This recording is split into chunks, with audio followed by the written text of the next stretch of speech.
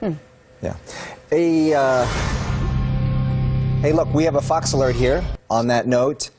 This is in South LA, and we are looking at a SUV that is now stopped. It's almost in a residential area.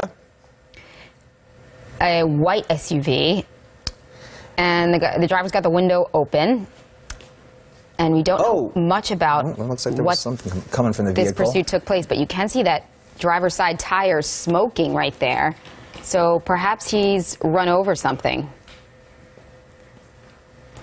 Do we know what street this is on? We don't, but from what we understand a little bit before we got onto this pursuit here, we understand that there were some spike strips that were laid down on the street, and so that perhaps is why there is driver's side smoke tire emanating there from the tires. So a police pursuit now underway on surface streets in South LA, and we just saw one of the LA Sheriff's Department helicopters there overhead.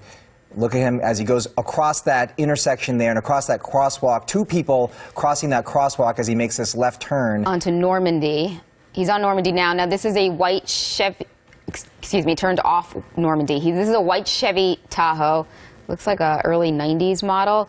And we're told that the suspect is believed to be armed and dangerous, according to the LA sheriffs. I think armed says it all if you're in a police pursuit. Armed and dangerous. At this point, we do believe or can only see one person in this vehicle. Now, we're told the driver's been driving in circles and that he's trying to talk to people as he drives past them. That was when he was in the area of Vermont and about 43rd. But you can see he's blocked. He's not going very fast through this neighborhood. He was reaching speeds of up to 60 miles an hour at one point, but it looks like he's taking it slow in these residential streets. Okay, then he's slowing down. So the tires, we understand, are not, although they tried to deploy the spike strips before, they were not effective, or they didn't deploy them in time. Going northbound on Western here, and we understand. He's on the wrong side of the road. Right there on the right, and here comes a crosswalk again. Stopping for pedestrians. Well, that's a good thing. Stopping for a pedestrian in a very busy intersection. And he slowly continues to try to make his way across, stopping all of traffic anyway. Get through the traffic in this busy intersection. You know, LA drivers, why would they even stop? Would you stop? I mean, that was a... So as that was suspicious. He continues to go. As I was saying, they attempted to put some spike strips down earlier, unsuccessful. The smoke that you saw emanating from under the wheel well there somewhere else? It was the brakes.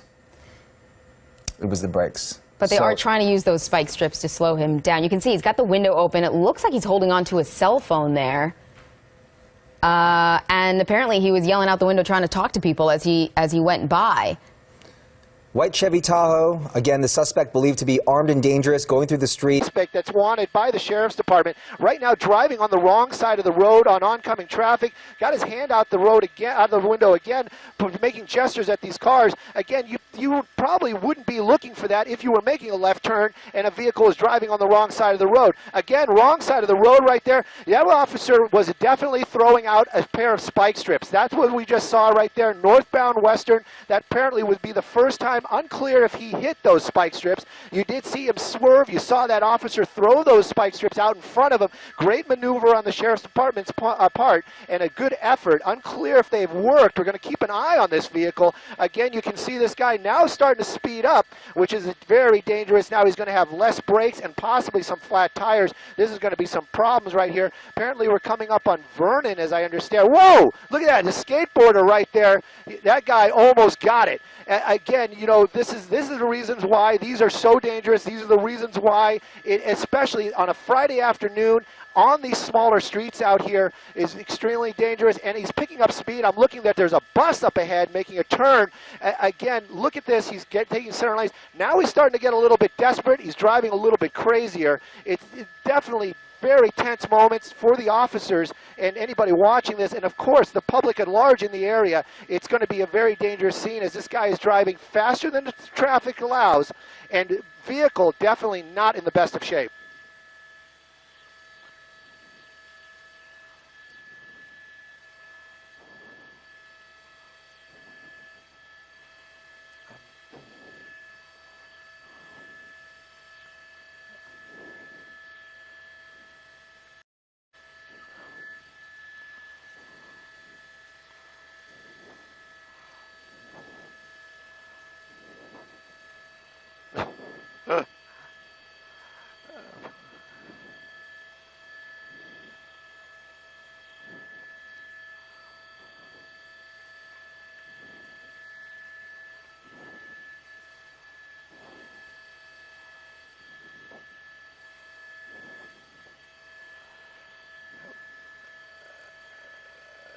Well, you know, it's funny you bring that up right now as we're coming up to another major intersection out here with a lot of cross traffic this afternoon. Again, Friday afternoon, very busy in the downtown area, South Los Angeles. Cut that vehicle off, apparently going very slow. But what the point is right now is that my pilot was just talking with the pilot from the Sheriff's Department down there. Actually, they're probably talking to the Observer, and what we're hearing now is from that other helicopter is domestic violence. There's a domestic violence call. It was the original call for this. It looks like we're coming to a stop out here. The door is open. This guy is getting out of the vehicle. What? Oh, he's got a gun. He has got a gun. He is, and this could end kind of badly out here. He's gesturing very, yeah. This is not going to end very well. Shots fired. And he's still moving, still going out here. Sheriff's Department, he's still moving. You can definitely see a definite bullet wound to this gentleman, this suspect's back out here. It looks like he's collapsing, but he has not dropped the weapon. Has not dropped that weapon, and that is the problem out here. He's still got the weapon in his hand, and as long as that's going on, those officers will not approach him. And, you know, again, you can see the officers from the Sheriff's Department out here right now doing their tactical moves as this guy still has that weapon in his hand. You can see these officers got their guns out. They're giving him commands. Hopefully he'll be listening. Again, though, you can see the Sheriff's Department in force out here trying to get this guy to subdue. Very, very violent end to this pursuit. Apparently started as domestic violence. He landed on his back. I'm getting very clear orders not to show the suspect at all right now, so that's the reason why I'm not making that move. Last we saw him, he was laying on his back, but that weapon was still very clearly in his hand. And officers from the Sheriff's Department, as long as that suspect is armed, and you saw shots fired from that suspect at officers. So again, this is an extremely dangerous suspect. This vehicle that we're looking at right here, that okay, I thought maybe that might be a bullet wound.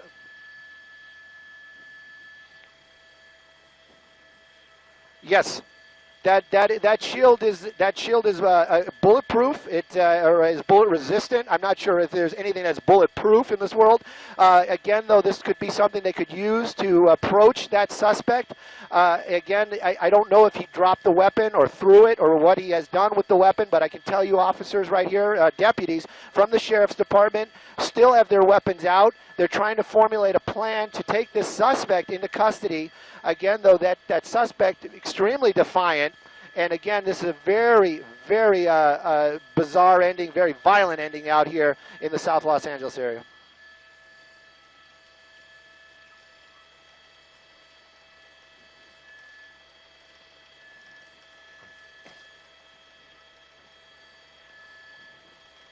He had what appeared to be some kind of a weapon. There was an exchange of gunfire, and that might be the suspect down on the porch.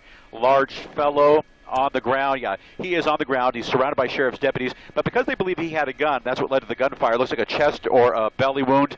We don't know of anybody else who was in the car, but he was a kidnapping suspect. You can see there's some blood on the shirt as well, but LA County Sheriff's deputies, they're not sure exactly the condition of that suspect, so they're not sure if he's still armed, therefore dangerous, so they're keeping a little bit of a wide berth. They're trying to communicate with him just a little bit, but right now, I'm not sure if you can see my shot, but I can see the house surrounded by LA County Sheriff's deputies. They've got their guns drawn. If firefighters are here, at this point, they're being held out because this is still a potentially very volatile situation. Looks like when he got out of the car, you can see all the sheriff's deputies. You have our picture now. When he got out of that SUV, he jumped out, apparently made a run for it. And again, Mark, you saw this. I didn't, but I heard you mentioning that you believed he had a gun. There was an exchange of gunfire. I'm not sure if the suspect shot, but apparently LA County Sheriff's deputies did shoot at him. He made several threatening gestures at the end of the pursuit. He got out of the vehicle.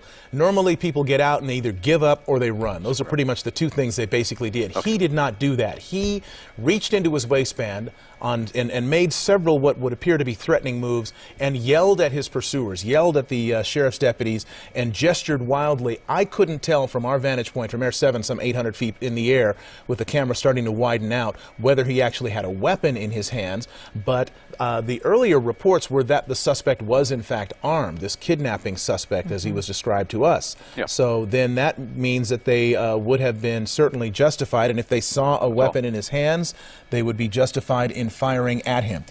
He is on the porch of this house. You see a dog there? And there's a dog there that looks like it's tied up. He's laying down on his back. Watch that pole. And he is, I can't tell if he's got something in his hands or not. Yeah, we can't tell either. That looks like a dog from the house, from the neighborhood. He is still moving. He is down. He's shot. He is injured, and we do see that there is some blood on his shirt indicating he has been shot. And we're hearing now that he does have a gun in his hand. Okay. So that's why LA County Sheriff's deputies right now are keeping a little bit of a wide berth. Make the shot for you just a little bit wider. He apparently has been hit. He is bleeding, but he is still on the ground, and he is moving. And because Sheriff's deputies believe he does have a gun in his hand right now, it wouldn't be in anyone's wide berth for the LA County Sheriff's helicopter in the area. We can't tell if he actually is holding that gun in his hand right now. That's the information we did hear earlier from sheriffs on the ground. Here's some new information we just got. SWAT deputies from the LA County Sheriff's Department, they've been dispatched. Not sure what their ETA is, but they are on the way right now to assist in this situation. That suspect, as you can see, is down on the ground. Appears to have been shot by LA County Sheriff's deputies. We had a tighter shot a short while ago. He's up and he's moving now. That's incredible for someone to be shot, to have a bullet inside their flesh to pierce what appears to be his stomach or maybe his chest and still be able to sit up, communicate, and talk with sheriff's deputies. That is really astonishing. So they might want to also start thinking about, gee, maybe the guy is under the influence of some kind of drugs, alcohol, some kind of medication. It's incredible that someone who's got a bullet in them could actually sit up and still talk. Appears to be very agitated. And as you mentioned, Mark, when the chase came to an end, the suspect out of his car, making threatening gestures toward sheriff's deputies, being very agitated toward deputies not cooperating or complying with their commands, made a run for it. And for some reason, sheriff's deputies, fearing for their own life or the lives of their partners or other folks in the neighborhood, they did shoot at and hit, apparently, that suspect who's down on the ground, breached this property and collapsed on that front porch. He was laying down and appeared to be writhing in pain, but at this point he is sitting. Sheriff's deputies to move in and take that suspect into custody. But the entire area is surrounded. There's absolutely nowhere for that suspect to run or hide. Sheriff's deputies on the street. They got the canine unit here, a couple of helicopters up as well. Yeah, you got deputies behind that shield for some measure of protection. And looks like SWAT deputies at one point. They're looking at him, they're pointing at him, and they might be devising a plan to start moving in. At least 4 SWAT deputies have that suspect surrounded. It appears there an approach is imminent, excuse me, of this individual. Yep, it does appear that way. Here they go. They have that shield that I mentioned earlier. And watch out for the cat, the bottom of your screen. Doesn't really know what's going on. But that is the property. They're getting closer and closer behind that shield. You've got 2 sheriff's deputies in the light tan shirts, 1 deputy holding up that shield, and then the SWAT deputy just behind him with a high-powered rifle. That could be an automatic weapon, Mark, as you had mentioned earlier. And these guys are brutally well fortified. They are extremely well trained, and they go through training year-round to prepare for situations, circumstances just like this. So he might have moved in just to get a closer look. He's got the weapon apparently pointed toward the suspect on the porch. Open up that shot for you just a bit. He's opening up the gates and then backing off just a little bit, all the while most likely still communicating with that suspect. They know exactly what they want him to do, and if they have to, they'll use a variety of different languages. If he doesn't speak English, they could use a variety of other means to communicate with that suspect. They want him to get rid of that gun and surrender peacefully. They approach the suspect, they approach that front gate, they opened it, or apparently tried to open it, and now they're backing off on 43rd on at Vermont Avenue. Okay, so they couldn't open the gate. That's part of the problem here. So that's a tactical problem that has presented itself.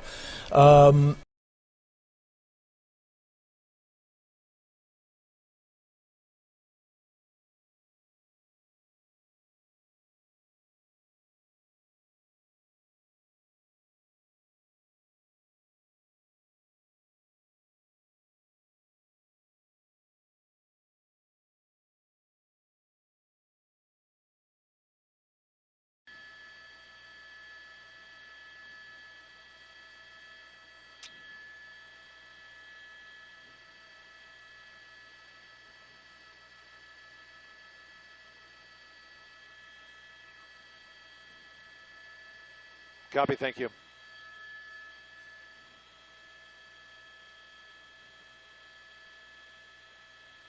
Dude, tase him, man, tase him.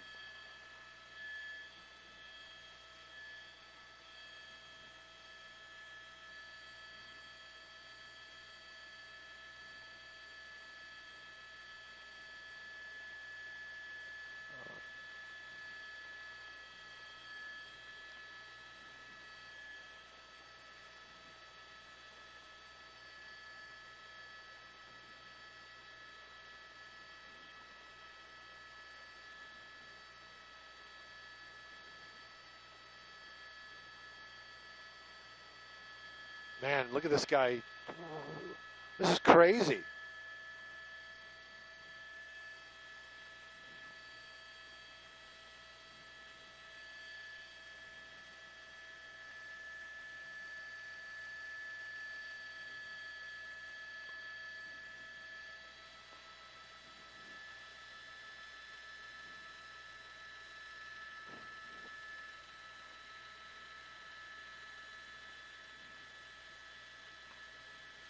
They've got their guns trained on that guy. He is coming out. He's got his hands up.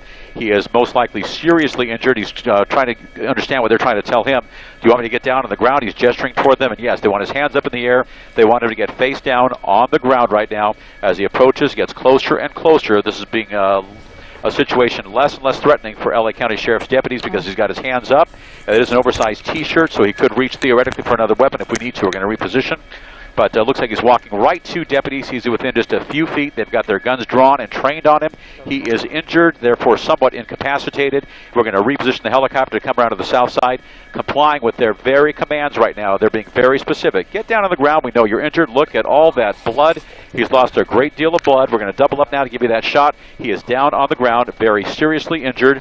We got the K-9 unit here. There he is at the bottom of your screen. They're putting the handcuffs on that suspect, and they are treating this gentleman very, very gingerly. They're being very gentle with him. He is in custody, very seriously injured, pulling the K-9 out, pulling that police dog back out. And in time, firefighters, they're very nearby. These are sheriff's deputies, SWAT deputies. They're also very well trained in first aid. They have paramedics with the LA County Sheriff's Department, so if they have to come in and treat the suspect before the firefighters are brought in, that's fine as well. We haven't seen them clear that car just yet, so at any point they're going to approach the SUV. That was a kidnapping suspect. They're going to make sure there's no one else inside that car. This appears to be the only suspect. There was a situation that was a pursuit a short while ago. It ended here on 43rd off of Vermont. Deputies in fear of their own life when they saw that suspect with a weapon, fired on that suspect. He was injured, ran for it into the neighborhood, stopped on somebody's porch, collapsed with a handgun, and just moments ago, fortunately, walked away from that handgun, and now being treated by LA County Sheriff's SWAT deputies. These are paramedics, so they're taking care of him right now while LA City firefighters are being held out. This may be a belly wound. This may be a wound to the back as well. That's where the bulk of the blood is right now on his back. And even though they are treating him, he is in police custody. He is in handcuffs, but they'll do all they can to assess his situation. And then in a short while, he'll be transported to a hospital. But first, we're going to bring that shot out just a bit for you because they are starting to pull his trousers down just a bit, and it might get a little graphic for you. But fortunately, this situation, a kidnapping suspect, a wild pursuit, shots fired, a suspect injured. No deputies were hurt to the best of our knowledge, but fortunately the suspect in custody, and in moments they'll approach that SUV in the middle of your screen, clear that SUV to make sure there's no one else inside. Live from Air 7 HD, I'm Bill Thomas, ABC 7 Eyewitness News. So again, this pursuit and standoff has come to an end. Deputies cutting off his shirt and cuffing him. They now have him in custody. So this was a very dangerous situation that now has appeared to come to an end. And coming up in just about 9 minutes, KODC LA 56 Eyewitness News at 7 p.m. with Rudabeh Shahbazi tonight and Mark Brown. Stay tuned. They'll have complete wrap-up of this situation and all the day's news.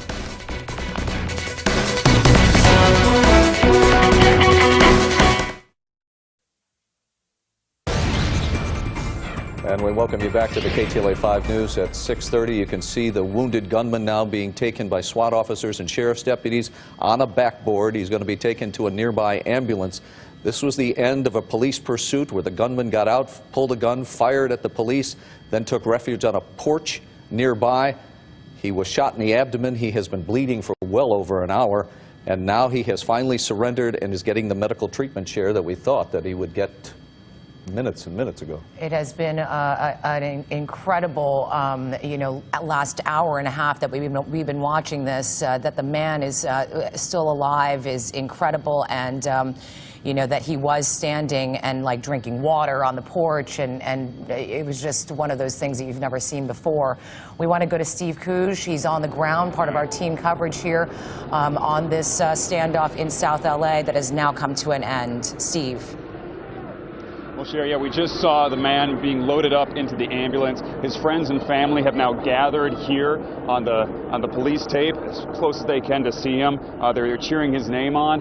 Family have identified the suspect to us as Miguel Hector Pugo. The story we're getting is that he may have stopped by his house and tried to take his stepdaughter. His wife then called police, so that's where the kidnapping charge comes from. The chase starts. The suspect, Miguel, comes back here to the neighborhood, goes to his family's house, says, "I'm not going back to jail." This is what they told me. They knew he had a gun on him. They knew he was serious. They were very, very worried for his safety. A few minutes ago, we saw what we were told was this man's 3 sisters walking back here through the crime tape, trying to approach him. Maybe that is what urged him to surrender and have this finally end peacefully. Again, this man, Miguel Hector Pugo, being loaded up into the ambulance. We're going to have much more on this story coming up at the KTLA 5 News at 10 o'clock, so stay with us. All right, real quick, up to Tim Lynn for about 30 seconds to give us his vantage point. Tim.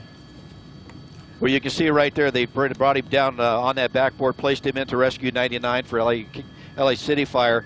And once they get him established in that ambulance, off he'll go, more than likely over to County USC for trauma support there to treat him for that wound. So that's the latest. Let me send it back down to you. All right, Tim Lynn in Sky 5. The end of a police pursuit where the gunman fired as he got out of an SUV in South LA, fired at police. They fired back. They struck him. That was well over an hour and a half ago. The man stood bleeding on the porch. Now it's ended. He's getting medical attention. That's right. Thank you so much for joining us here on the KTLA News at 6 for this breaking news in South LA. We'll have more tonight on KTLA News at 10 and 11. Good night.